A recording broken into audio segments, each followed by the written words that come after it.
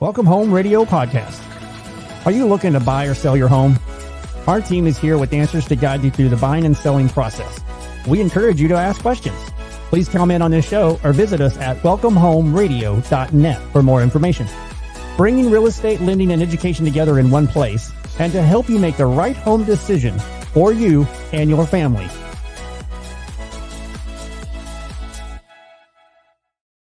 And welcome to Welcome Home Radio, where real estate, lending, and learning come together. It is July 17th, and we're just so excited that you be here. We're going to be talking about investments. Investing, is this a good time to invest? Investors have taken over the market. We've seen cash buyers, but we're going to be talking about, is it a good time in today's market? And I want to welcome Jeff and Thom. How are y'all today, gentlemen?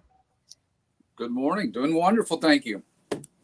Definitely having a great day. Always. Oh, great. You know, we've been talking about this show for a little while and finally get to do it. But help our listeners understand, Thom, really what is the difference between investment property, secondary home, and primary, so that they can understand what we're talking about when we say investment property.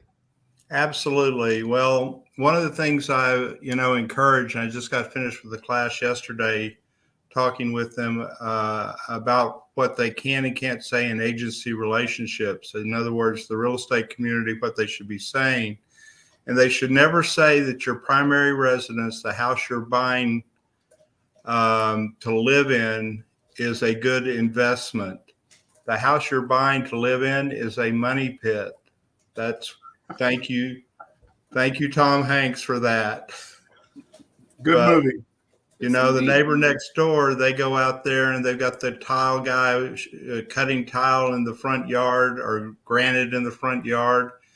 And you go over there and you ask him what's going on. He says, they're adjusting their bathrooms. They're putting granite in. Well, you know who the next group is going to have to be putting the granite in their bathroom. And there we go. Yeah, that would be moi. Honey, we don't need back, Tom.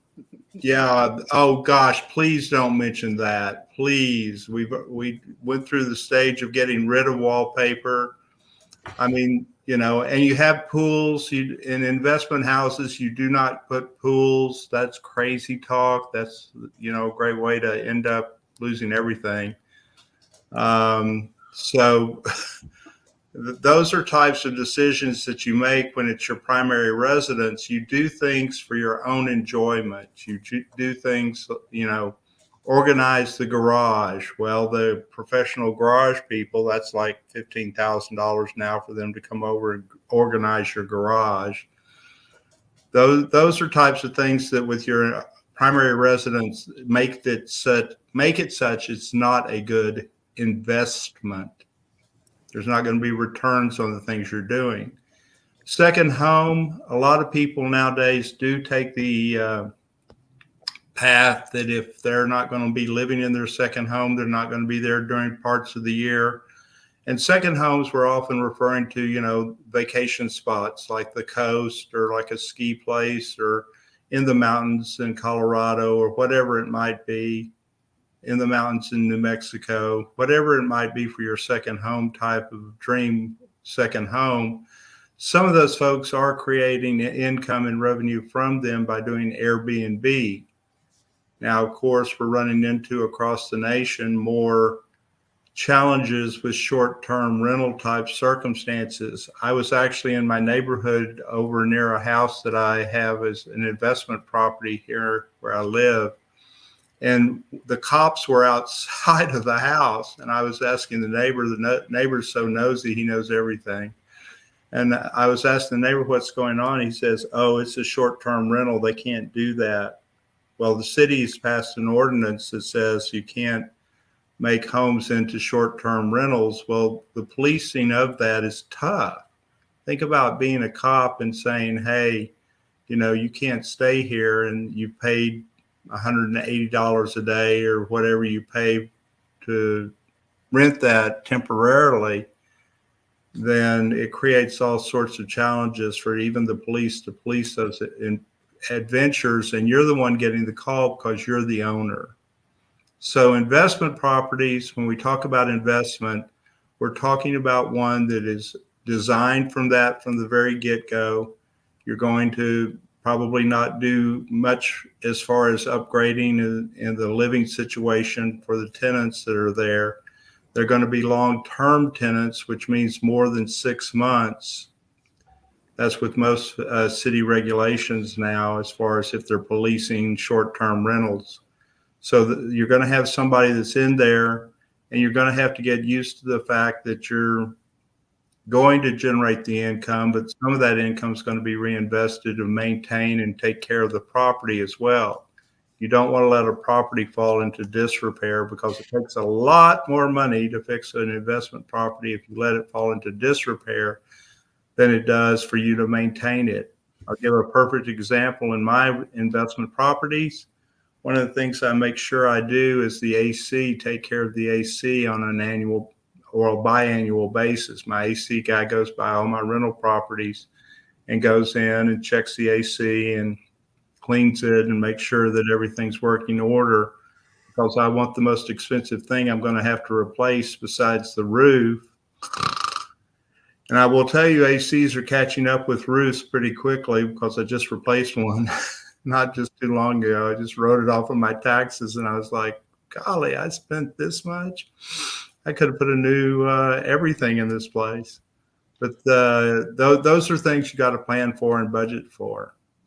Thom, what have you in the past, or I don't know, as far as making your decisions, the difference in those who want to invest and hold, like you, with a couple of rental properties, or someone who's buying and rehabbing and flipping? What do you say, or what had you make that decision which way you wanted to go? Let me ask that. Well, when I was younger and I could do fix and flips, I didn't mind going in and working on plumbing. I didn't mind going in and painting a place. I could pull out stuff, do demo work. I could get all those things done myself and do partially myself. And that was a decision that everything that I was doing that I wasn't paying a contractor for was something I was going to be making a profit on, or I was going to make money on. So if you're in that position where you're in a contracting position or whatever, that may be the perfect route to go. You always face short-term tax gains that if you hold the property for less than a year. So you've got to keep that in mind. You're going to have a higher tax rate that you end up paying because you're holding it for less than a year period. In today's world, what my position is I only buy things for long term. I know at this juncture that I'm passing on to my kids and my grandkids and my great grandkids some generational wealth that I've been able to accumulate simply by being in the business, but also by being opportunistic when things are the right types of properties to buy for me. So long term for me means regular income for me right now. And that was the purpose, of course, of buying property and holding it. And I never expected them to, one of the houses that I had, I looked the other day, it's quadrupled in value since I bought it in 1997. I mean, it's more than quadrupled. I'm just like, yikes. I wish all my investing had done that since 1997. But anyway. We held on to our first house for a short while, and now I've looked at it and gone, oh, we should have kept it. It's the same thing. Right? Same thing. Yeah, I was of the ilk that I knew to keep that first house, and that's what you build from that. And I've gone back and remortgaged it a couple of times, and it's great leverage to be able to use in the real world. I can use it as leverage with a bank, or I can use it as leverage to do cash out type of investing with it. Thom, I'd like to ask a question in reference to something you said. How is cities stopping people from doing something with their own property? If I wanted to rent my home out because the Hall of Fame golfers are coming into Frisco and they're going to be here a week, how can they stop me from renting my home out for $15,000 a week how is that process taking place? Because I own this property, not them. Well, and that's the crux of these lawsuits that we see against these city ordinances. Jeff may have his attorneys come on. We may have them talk about those in the future, kind of dangling the carrot for our listeners here. But the legal side of that, the pursuit of that, has always been that we really shouldn't. Jeff is dancing around for anybody that's watching. Earthquake. He can't stop. He can't stop adjusting this morning. He's getting excited. I know. You can tell. But that, Blair, that's a great question, because that becomes the crux of lots and lots of lawsuits across the nation right now, saying that you can't tell me to do with my property what you're telling me to do. But there are some precedents as far as city codes are concerned. There are some precedents as far as health and safety that are out there. If you have strangers living next to you every week, that can create, or possibly create a situation that becomes unsavory for the neighborhood or for the neighbors. And then there's always the issue that you don't know who those folks are. They haven't been vetted, and yet you're living in a neighborhood, whereas in a hotel, the hotel is aware of everything. They have somebody on site at all times to protect you as somebody renting a room at a hotel. I think it's really part of it is the basis of just the safety issues becomes part of the fact that we see these lawsuits from neighborhoods that say, these people were running a drug ring out of the house, or they were running, prostitution rings, or it was a safe house for yada, yada, yada. So all those different characterizations, that all it takes is one or two properties like that, and then all the properties are characterized like that. Whereas, the Airbnbs that my wife and I and my daughter have taken advantage of, we would consider ourselves pretty fortunate that they've been pretty good places to stay. So, again, investing, it really comes down to, are you doing long-term or short-term? We talked a little bit about flipping, didn't say much about it, and is it a good time to do that sort of thing? But really investing right off the bat, are we doing a flip, or are we doing long and hold? Well, going back to Jeff's question about that, I will tell you, personally speaking, from the people I know in the industry, the ability to flip right now is pretty hindered as far as the industry is concerned. Yeah, there are lots of houses out there that need work, but once you get down to those houses that need work and you start doing the repairs on them, and you paid a higher price than you would have paid 5 years ago for that house, these investors are going back to their contractors and saying, well, you painted a house this last time 1,200 square feet and it cost me $3,500. Now they're quoting $7,000. And those investors are realizing that the margins are too tight for them to do short-term fix and flips. I come across this in my class because I teach an investment class, and it's usually some folks are successful if the house is just really not in a very good area. But to find a house by good area, I mean a house where there's not the higher crime rate situation, a house where the investors that still do fix and flips, let me put it this way, they're going to higher risk neighborhoods in order to find their inventory that needs flipping. And that can be a good thing for the neighborhood, but it's a real risky thing for the investor, because you got to find somebody then that wants to buy that investment that you threw $100,000 into, thinking, well, houses sell for anything, anywhere, just so long as I've got a house, I'm going to be able to get rid of it. Ask the people in Austin about their situation. You know, my daughter just bought a house there, which I'm an investor in. Oh my gosh. That never fails. Yeah, I didn't think those words would come out, my daughter and investment, at the same sentence, but we did find a house that was in Austin that would have sold, 2 years ago for probably $100,000 more than we bought it for. And we bought it with lots and lots and lots of concessions in the pricing. I mean, the sellers are leaving around probably $20,000 worth of accoutrements, furniture, and that type of thing for her to be starting her house with. And it was nicely appointed. We're talking about that they spent, I was quoted, they would spend $11,000 on the couch. And I was like, not me, baby. I'm going to find mine at Goodwill. But my daughter's real fastidious that way. She uses a lot of marketplace and that type of thing. So she's going to rent out rooms to people. So the first house she's buying is an investment property / where she's living as well.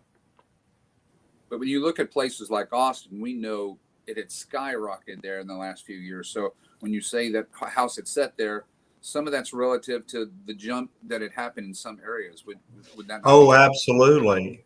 Absolutely. And that's a market that shows people going in and throwing dollars after dollars after dollars. All the Muscovites that moving from California are suddenly getting relocated, or they find a new job, or that's a real techie type of center area, but it doesn't support the same type of techie prices that they have in San Francisco and Silicon Valley and all those areas out there.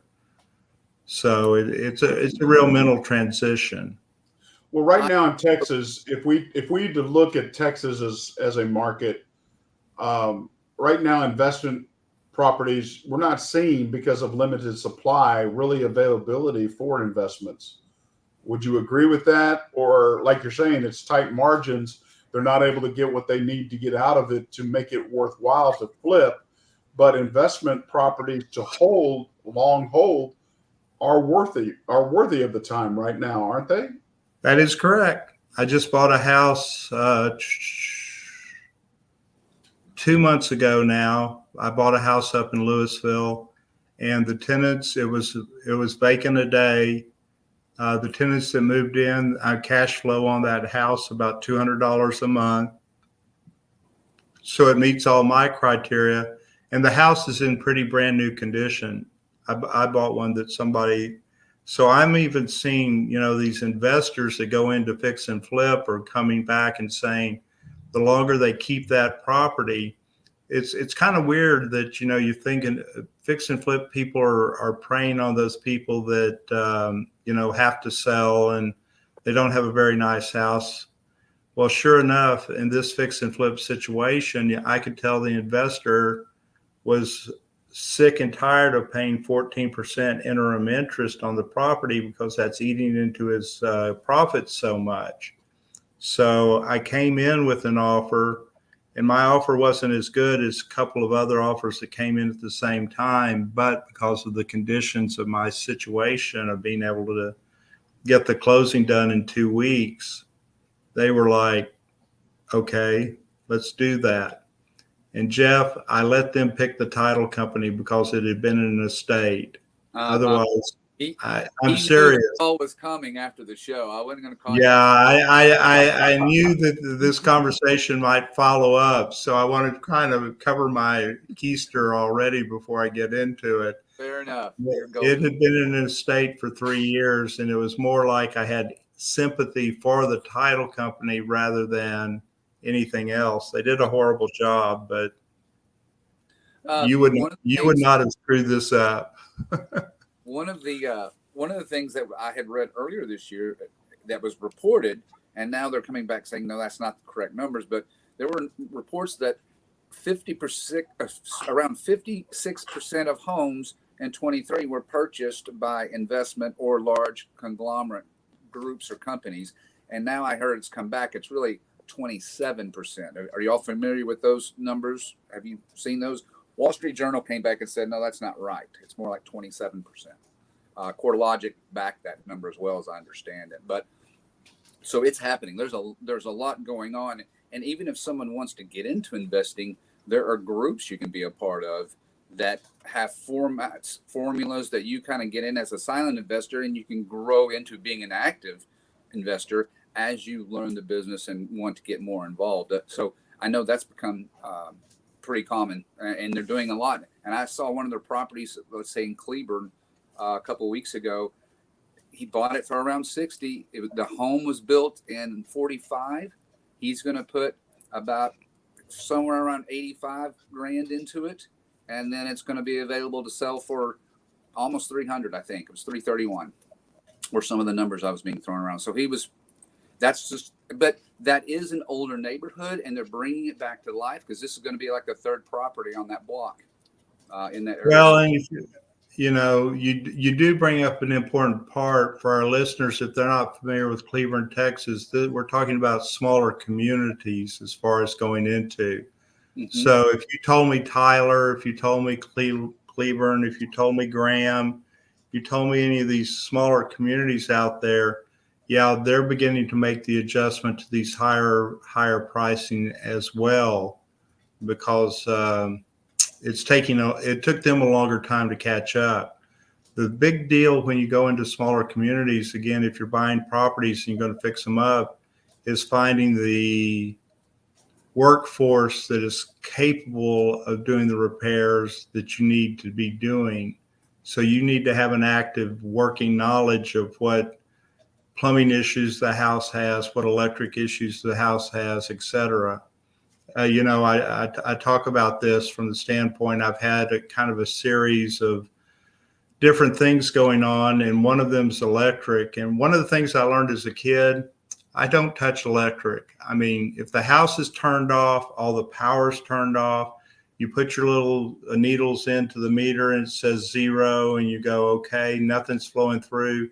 The second I take my screwdriver out to undo a fuse or something like that, click, and I get shocked. So I don't touch electric anymore. Is that why he doesn't have any hair? It may be, actually. Or it could have been that bar fight when I was 24. But anyway. Okay. So looking at the market, understanding what's got to change for it to become an investor's market again, for these new people to possibly try it out for somebody that is looking. If it's only an investor market for long-term hold, is that the story, or what's going to change to make it into a short-term fix and flip? Well, inventory would drive that horse. I mean, have you seen the inventory as of yesterday? I know you have, Tom. I understand it's at 10 months already. Yeah, right. Where? That's where? North Dallas into Collin County is what I was told yesterday. There was 10 months of inventory in that area. And I know Austin's the same thing. Tom, I was like, that was surprising. Yeah, Austin has kind of become that same market. That's why we went ahead and ventured down there, feeling like that inventory number has really climbed, because there was too much. Well, what happens with higher inventory numbers is people go out there with pie in the sky type of expectations, and people are becoming more savvy to the fact that, well, if we wait this out, we'll be able to afford the lower price with the higher interest rates, with that combination. So for the fix and flippers, again, for that market to really come back, we're going to have to continue to see a climb in inventory. And it doesn't hurt to have the decrease in interest rates right now that we've seen, right, Blair? I mean, rates have. Well, we're waiting for a cut. I mean, if things continue to go the way they're doing right now, everything seems to be seeing that inflation is coming down. Yeah, but we've seen a cut already without waiting for feds to change. I mean, our market. Yeah. Right. I mean, the last 5 days have been an awesome day for everyone and the market, but I'm waiting for the Fed to actually do a cut, and it could be next month with what they're reporting right now. Producer Price Index, which measures inflation, good report. It could be next month, Huh?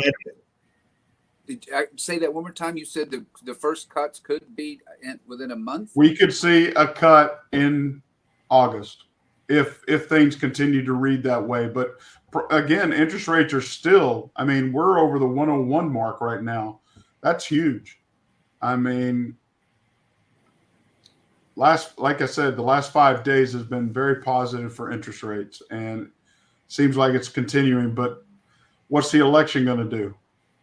Well, I will tell you, our listeners, that if you don't subscribe to Blair's little newsletter, it's very short and concise and does a really good job of summarizing the current situation in the marketplace. So I want to give a shout out to Blair about that, because I don't read a lot of junk mail, but I read your mail. Hey, I'm trying to replace Kiplinger. All right. That was the first and foremost newsletter I always used when I was first in the business. Really? Oh, yeah, absolutely. I got it every week and read it fastidiously. He still does a good job on this. I mean, Now, what has he got? He's got 2 of them, right? He's got the Kiplinger letter, and then he's got the, what's the other one? The tax letters. That's right. Yeah, all about the taxes. The one that's geared towards taxes, exactly. So, well, thank you for that. What would be some final thoughts that if anybody's thinking about investing? One, we've given them the understanding that they need to know what the city ordinances are. Are they going to be battling against Airbnb or all of those sorts of things? Secondly, it really comes down to, are you a flipper or are you a long hold? Are you really looking at this thing to generate, like you said, generational wealth, not short term? Because short term is not good for anybody right now. Like you said, the profit margins are not there unless you're looking for a hold and you're looking long term, paying equity and appreciation. I mean, do you realize mortgage debt is the only thing that appreciates? Everything else, car, student, whatever may be, that debt depreciates. It's negatively fighting you, but real estate appreciates for you. So you gain equity in paying the mortgage down, but you gain appreciation in the homes. And I got to tell you, every real estate report card I do for a new buyer or a listing agent shows 5-year positive gains in the Texas area, even down at the coast where hurricanes seem to happen and flooding on a regular basis. We're still seeing positive appreciation. That just blows me away. I just think, I would never buy an investment property along the coast just because it could be there one day and the next day it could be somewhere out in the middle of the Gulf of Mexico. Well, I mean, I would at least try it here in Texas. I wouldn't try it in the fault line of California, where it could be here one day and the next it could be, like you say, down in the ocean depths, and beachfront property is now 30 miles inland. Well, now you even have to consider fires, because my sister owns a house in Bonham, Texas, right there at the state park there. And one day her house is there and the next day it's just ash. It's just, wow. Yeah. Is the heat really getting that bad out? I mean, I don't see this Texas sun any different. Is it just being... I think we're a little bit more acclimated to it. I think the real telltale sign is that in the nighttime, we don't cool down like we used to. I noticed that when I was out in my pool last night. I was like, it doesn't get as cool as it used to be, because I would get out of the pool and get a chill. And last night it was just like, well, the sun's still out. So I think that's kind of more the effect, is that low high. I think that's your aging process. And it may have been that I was naked and all the neighbors were looking out their windows at me. I don't get as cold as I used to. Out of my head. I don't need that visual. Tom's neighbors are all chipping in for an 8-foot fence. Definitely. Everybody wants 8 foot. Let's go 12 just to be safe. And they decided on short-term rentals instead of living in the house. They'll do anything. Boy, that does make an influence on people's ability to buy and sell real estate. I gotta say, y'all said something. There's 10 months supply. I don't believe that. I was asking Tom a question because I'm not on there looking at that. And that was a book I do not know of a single area in North Texas that has more than a 3.7 month supply. That was a question. That's why I was trying to pose that as a question. Just like I said, those other two numbers, I'd heard the first one and thought, in Austin, that's not correct. Yeah. CoreLogic. So I know those two groups for sure. Well, CoreLogic is always, they're pretty spot on with what they research as far as their data is concerned. So absolutely. I would have to trust that is correct, since they oversee the MLS system. And I mean, that stuff always comes from the MLS. All those, when they're properly quoted, they come through the multiple listing service. So I wouldn't be surprised if some areas are reaching that. I know in Austin, that's one of the reasons we purchased down there. Well, I haven't seen a single one. I think all in all it's always a good time, but you just really need to consider the approach you're taking and how you're going about it. And you're going to need some capital, obviously, to get you rolling. So that's why I mentioned there's also some groups. If you don't have a clue, you can join a group and you can learn and as you go, if someone really wants to consider, because there is money to be made without a doubt. We all know that. Whether it's a short term or a long, you just got to make sure you're getting into it with the right mindset and you're ready to run with it. Well, when you buy a CD at the bank and they take your money and buy real estate with it, there's got to be a purpose or a success here that we should be tapping into. And, it's just, to me, real estate is the bet that anybody can make. It's just how you look at it and are you doing it long term or not? I'm seeing people, I've got anywhere from 16 to 18 pre-approvals out there, but they can't seem to find a property. I mean, I don't know if this is realtor issue, buyer remorse, or buyer concern. I'm trying to get an idea on it. How in the world? It's never a bad time to buy real estate, especially long term. Well, and I would agree with that. I think that's what we should really walk away with, is that if you find in the investment world, if you find the right property, you need to have all your ducks in a row before you find that right property. And Jeff mentioned, 1, your financing needs to be in place. 2, your ability to, write a contract's in place. When I write contracts, I know one of the reasons I got this last contract was that I gave a $20,000 earnest money check, and that showed the people I could have gotten that money back if I decided during the option period, which they gave me, 10 days to do my options. So I had plenty of time to do research backwards and forwards, get more market information, and go from there intelligently on the purchase. But you showed how serious you were. But I showed how serious I was, and it really resonated with the seller. I mean, it resonated tremendously with the seller. That's interesting. Well, I appreciate y'all's time. I think this was a good topic. I hope our listeners, if you like our topics or you want to add to it, find us at welcomehomeradio.net. Leave your information there, ask your questions there, or see our other shows. They are twice a month. And find us, support us. So I appreciate you guys. Thank you so much. And I hope you all had a great Independence Day.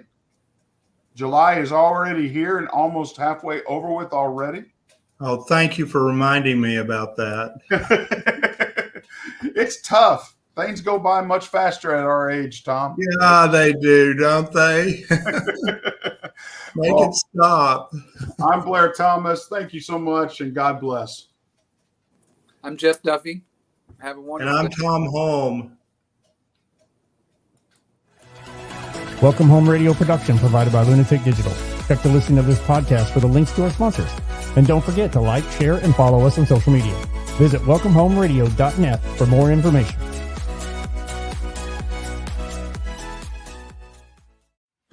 This was a Lunatic Digital production. Visit lunaticdigital.com for all your digital needs.